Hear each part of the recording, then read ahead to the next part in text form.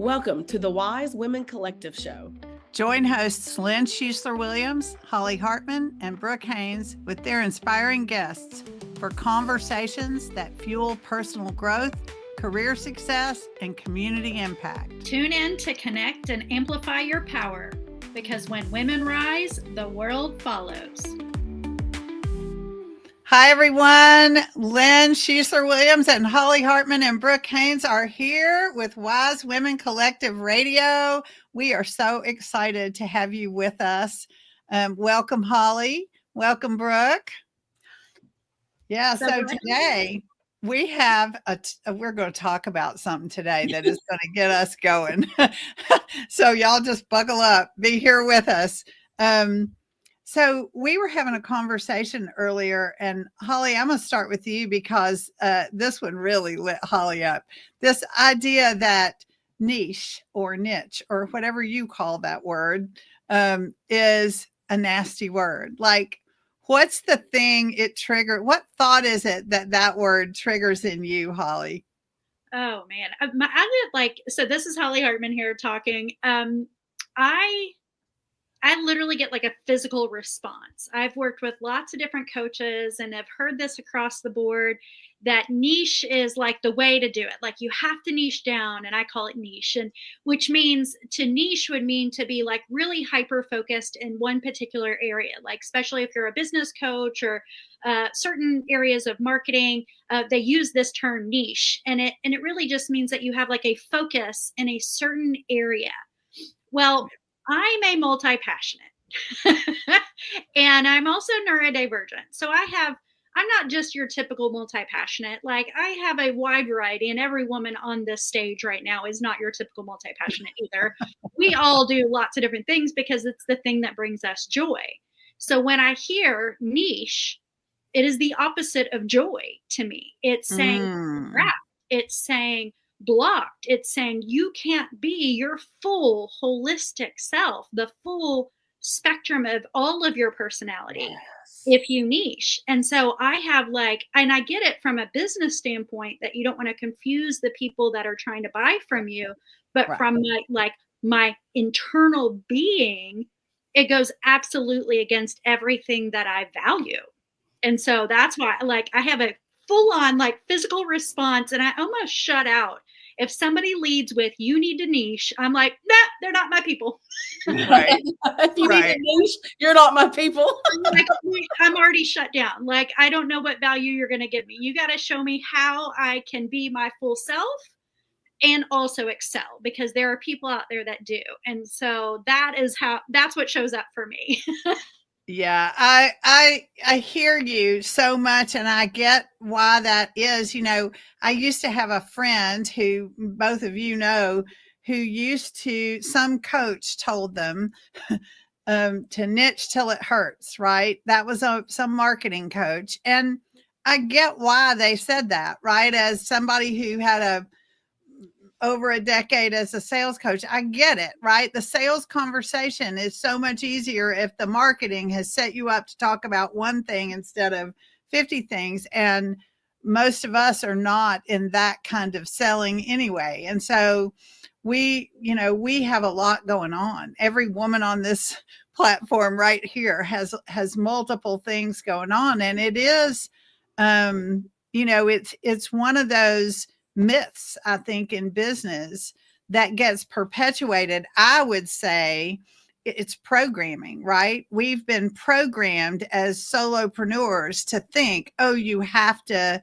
have you have to be able to answer the question, I help blank do blank so that they can blank, right? You have to be able to fit your whole business in that sentence. And no, the heck you don't. Okay, so Brooke, chime in here, honey, and how's this thing land for you? Well, as everyone's already heard by both of you all, we've all do different things. And I think there was a time and place for it. Especially in the more of the masculine led kind of world. And also in the point where people had to really, you did drive home one thing, right? And it made sense that those people, that's where it came from. I don't think we live in that world today. And definitely women aren't the kind of people to niche anything down except this.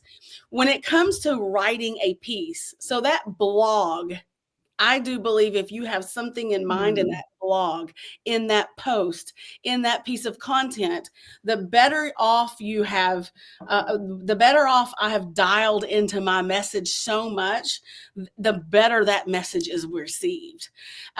However, the very next message might be for someone different, for something different, and talking about another thing.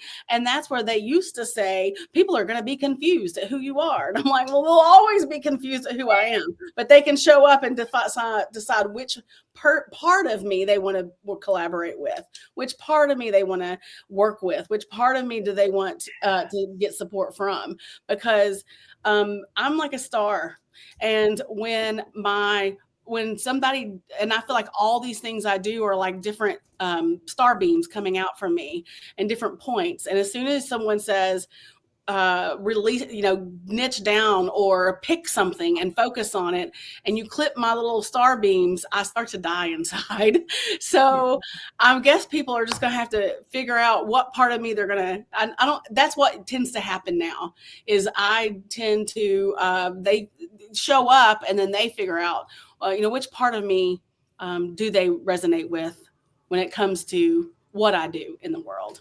And there's so much to say about that too, but keep going. Well, I love what you just said. And I think it's, you mentioned that all of us, okay, just buckle up, y'all, because here it goes. All of us have lived through coming into business at a time when business was very much created by a masculine energy, right? I managed to say that without saying patriarchy, but there you go. And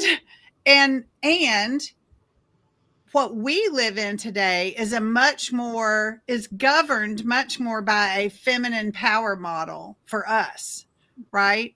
And so we now have, as women, this invitation to redefine what it means to be in business, to be authentic to who we are.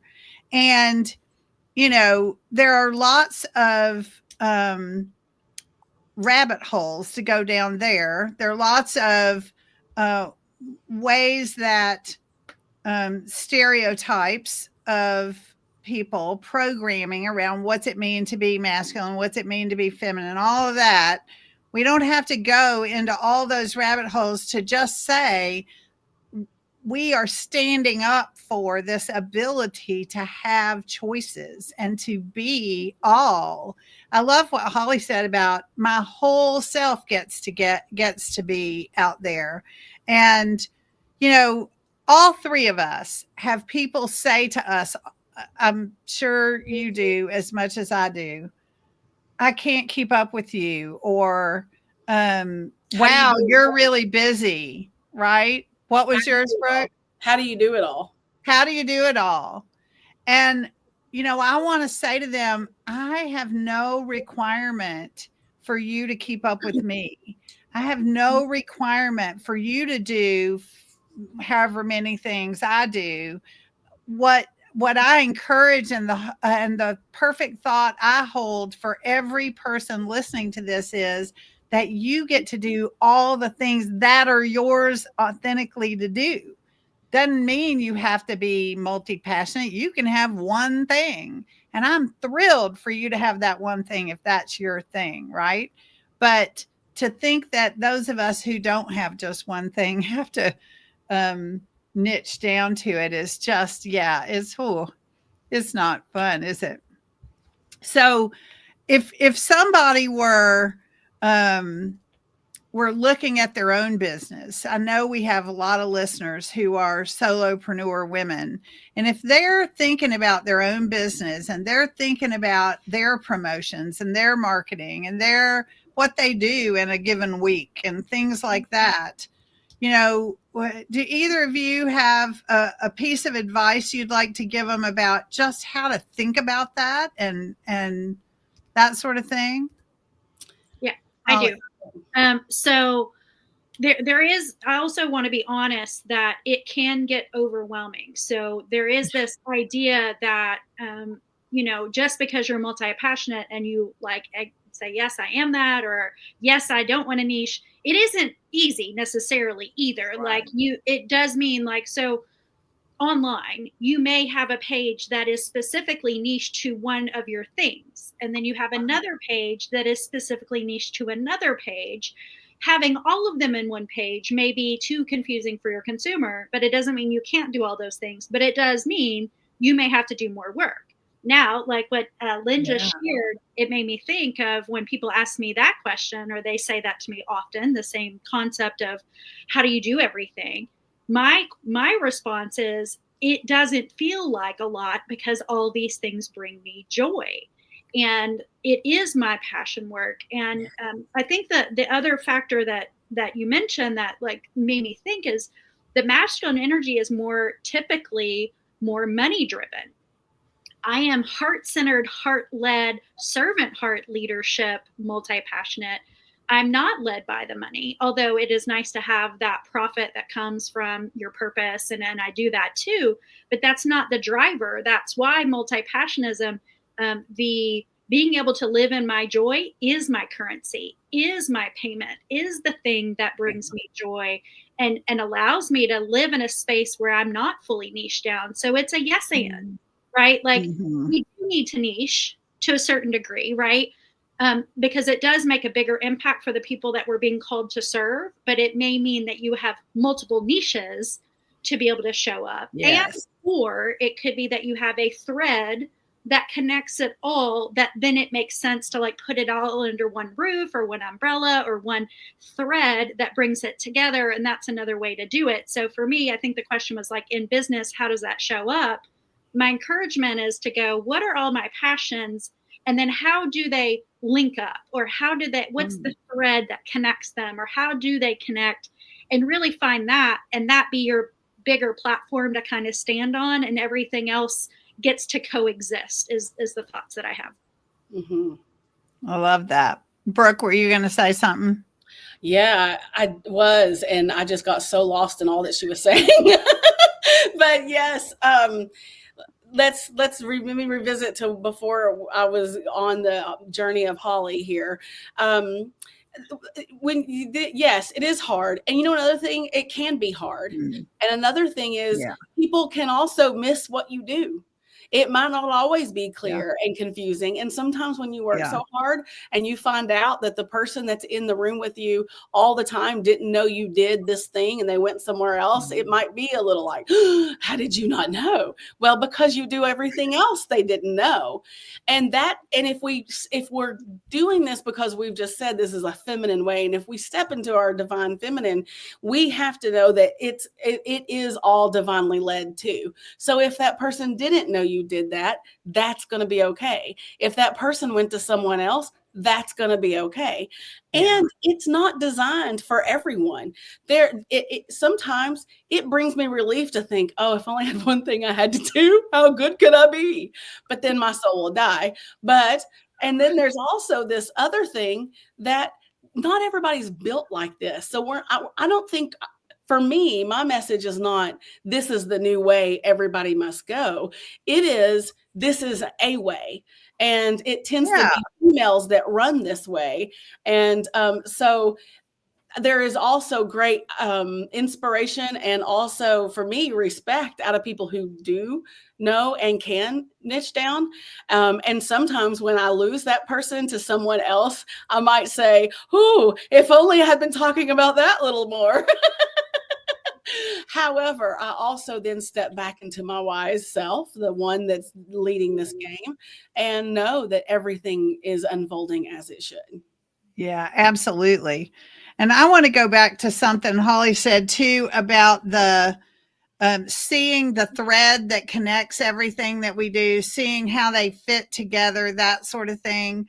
And I totally agree that I have, as both of you said, I have blog posts that are, or videos or whatever that are specific to one thing. But, and one of the ways every month I draw a mind map of my business and my projects. It's one of the ways I keep track of what the heck I'm about. I think that's one of your offers too, isn't it? What? I think that's something you offer too, isn't it? It is. I wrote a little 90-day planner that my DIY sales and marketing mastermind group uses. But the whole idea behind that monthly 90-day look. So once a month, I look 90 days out and I draw a picture of what I called the playing field. And it came from Maria Namath, who is a PhD famous author. She wrote my favorite of her books. She's written a bunch, is Mastering Life's Energies. And in that book, she says, life gets luminous when we have games worth playing and goals worth playing for. And you can't play basketball on a soccer field. If you don't know what your playing field looks like, you can't make a strategy for your game, right? So knowing what the pieces are, for me, that's a mind map. It's a circle in the middle that says Lynn's Biz, and then all the projects and pieces, and then lines connect them. And, you know, sometimes it's colorful because I find joy in drawing with colored pens, you know, like it's not always. Sometimes it's my ballpoint pen and a scrap piece of paper, but it gets done. And it allows me to authentically look at what's on my playing field, what has just dropped off because my interest in it is no more, or it's finished, and what's coming up in the next 90 days so I can manage around it. And that's one of the biggest things that for me helps me manage it all, right? And helps me, because you're so right. Sometimes, I mean, first of all, it's hard work. And so you have to show up willing. And it's also, it can be a lot, and you have a lot to pay attention to. So you have to want to be in it that way, right? Yeah, I have a thought on that. It was, oh gosh, well, I lost it. I lost the thought. We're in this space, aren't we? Like, this is the thing we live in all the time. Yeah. Like, it's okay for you all to hear us do that. We're not worried about that, just so you know, because that's what happens here in this conversation. We do it with each other all the time. I remember what I was thinking is part of my own personal journey is that I love growth. I love learning. I love learning new things, and I grow best by teaching others. And so part of my journey is I'm always leveling up. Like, I'll take quantum leaps. And the thing that I was teaching even 6 weeks ago may not have an interest in me because I'm a different person that I was then. So that's how a lot of my business has evolved. Like, I've been a relationship coach. I've been certified in trauma informed because I went through abuse and recovery and realized that's not the genre. But at the time, I needed to carry people through with me because I grow through teaching. And then the same thing happened with some other factors of my business. And it was in that season that's what I was teaching. That was what I was growing. And my business has evolved as I evolve. And I no longer want to teach the thing I was 10 years ago. Like, right. That's not where I'm at. And so that's been a lot of my evolution of whatever I find interesting in this moment. I want people in community to be with me to do that. And let's do it together. Like, so that's how a lot of my personal business has evolved. It's all about connection for me. That's my thread. As if it gets them connected, or other people connected, or connected to health, or to themselves, or to their higher power, whatever that is, it's all connection. That's my business. Yeah. I've always said that too, Holly. I've always said, at my core, no matter what else I'm doing, I'm connecting people to other people and people to ideas that help them move forward. And that's it for me. And that's the thread for me too. How that expresses changes all the time. You know, and Brooke, I'm reminded of a word when Holly was talking. That's a word you really taught me the power of, and that's allowing. So I think allowing that mindset of allowing things to be what they are, allowing me to be who I am, allowing it to flow, allowing me to see what works and what doesn't, and all of that. So I don't know if that triggers anything for you, Brooke, but I think about you when I think about allowing as a mindset. That's well, thank you. And what it does trigger for me is when you were talking about, both of y'all were talking, and Holly, you said your thread, you're talking about your thread, and I'm always looking at my thread and helping others look at their thread. But recently I've seen that my thread looked a little different than what I thought, even though it's been there the whole time. And I think that that's part of how, like this growth that you were talking about, Holly. And I am community driven. I love community. I love connection. I love people. And I see that my thread, like, how do I show up? I help people with podcasts. I help people with virtual events. I help people with coaching. I do websites. What is that thread? And I have been saying up until recently that it's the community driven, so people can build their own community. And really, I've taken it a little farther now and said, so people can show up aligned with who they are in whatever that looks like for them. It's something a little bit even more important to me than community, which I can't believe I would even say those words, is that alignment of who they really are. And then they get to go build community, and then let's go play in that sandbox. Because when someone's aligned with who they are and they're showing up in their marketing that way, they're showing up in their events that way, and their business that way, I want to play in that sandbox. That's whose playground I want to play on right there. Whether it's on your playground or your sandbox, it doesn't really matter. Yeah. And so I think that's an example of the evolution, right? I used to love helping people see the light of being an entrepreneur. And then I was like, well, after you've seen the light and after you've tried for a while, I want to work with you. And then I was like, well, after you've done a few other coaches, then I want to work with you. Just kind of evolve as time takes off, really. That's so neat. I love what you said there. And the evolution, both of you mentioned that word evolution. I think adaptability, evolution, allowing, these are all kind of feminine power words in my mind. And they really are active in this idea of being a multi-passionate entrepreneur. And yeah, Brooke. Well, I want to mention something because I think it gets missed a lot, especially in our community, when we're seeing all these things. Lynn, you started a lot of concepts, this concepts, before people started really talking about these as concepts. Like, you were already paving a way before it became a thing to do, right?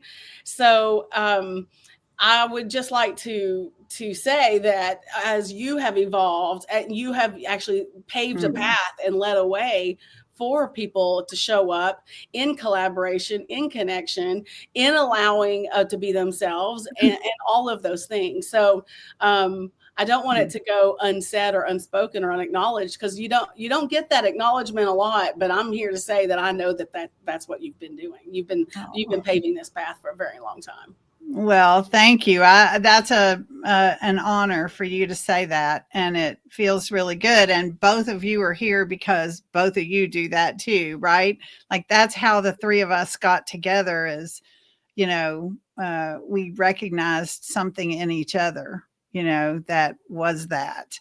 And we've said it before. It's no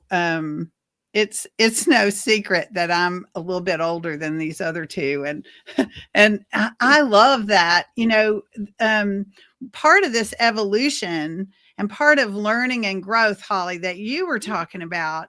I think I really resonated with what you said about, I really love to learn and grow. And, I see people my age, you all, who can't figure out how to use their phone. Like, they're never going to hear this because they can't figure out how to listen to a podcast or watch a YouTube video or whatever. And they're my age. And I'm like, bless their hearts, right? Like, I'm so grateful that's not me. And I had a career in technology sales. So I think that set me up to just have a mindset that it's always changing and you're always going to have to learn something new. And that's no big deal. You just learn it and keep going. Right. But I don't think everybody has that. And I do think that willingness to show up to change is a big part of what makes someone able to be a multi-passionate entrepreneur. Holly. I love that. Yeah, so much of that. I had a thought recently, so it kind of piggybacks on that a little bit. And the other interesting thread that we've discovered between the three of us is we've had common jobs along our journey. Yeah. That is also like, I've been in telecom sales. I had degrees in interior design, and I did a kitchen thing. And then Brooke used to sell kitchen. So like, we have so many common threads. But one other thing that I personally have discovered about myself this year was I didn't understand that not everybody was a visionary. Not everybody had strategy. Not everybody was an executor. I just assumed that everybody had all three of those skill sets, and that it didn't dawn on me that that was the case. And I can understand why niching would be also very important if you don't have that trifecta of visionary and strategy and execution. I think that's what makes our multi-passionism excel so quickly, and how we can execute things is because we have that trifecta. And it's also helped me to understand relationships around, and why someone's perspective might be, this is the way to go, is because they might have a deficit in one of those three areas that could prevent them from being successful in that multi-passionate zone of genius, so to speak. And I didn't realize that about myself. And it also allowed me to have grace for others that didn't have that space, because I'm a high performing individual, and I'm like, why can't they get on board with me? I don't understand. Understanding that not everybody has given those gifts. We all have our gifts, right? Like, and that's not to say mine are any better or less. It's just those happen to be some of the gifts that I have. And I think that is one of the recipe for success for multi-passionates. So we don't fully burn out. We burn out different ways, but like, so we don't fully burn out that trifecta. So that just came to mind, how we all three kind of have a common thread. And I think we all also hire out the things we're not good at. I have a bookkeeper and a CPA because those tasks are not within my zone of genius, nor do I ever want them to be. I mean, I'm a smart woman. I have an MBA. I could go and figure that out if I had to, but if I had to, that might be the end of my business, right? Seriously, because so it's not that we have to do everything, but it is that those things, those specific things that you just mentioned, and this willingness to show up and learn and grow and be fed by that, that's important, I think. Yeah. Well, this has been a fun conversation, and we, the three of us, get on meetings together, and we have to make ourselves not just have these great conversations, because we can. So we're hitting record more for all of you to join us. We hope you'll go to wisewomencollectivehq.com, check out our community, check out our free events, check out all the multi-passionate things that Holly and Brooke and I are up to. We hope you'll engage with us in our community and just be inspired to show up authentically in the world as you, and whatever that means for you. So thanks, you guys, for this conversation. Appreciate you all. Yeah, it was. Thank you. All righty. Bye, everybody. Thank you for joining us on the Wise Women Collective Show. We trust you're leaving inspired, empowered, and ready to make a difference. Keep the momentum going. Join our Wise Women Collective community at wisewomencollectivehq.com. Connect with other women, amplify your power, and together we'll continue to rise. Until next time, stay strong and connected, because when women rise, the world follows.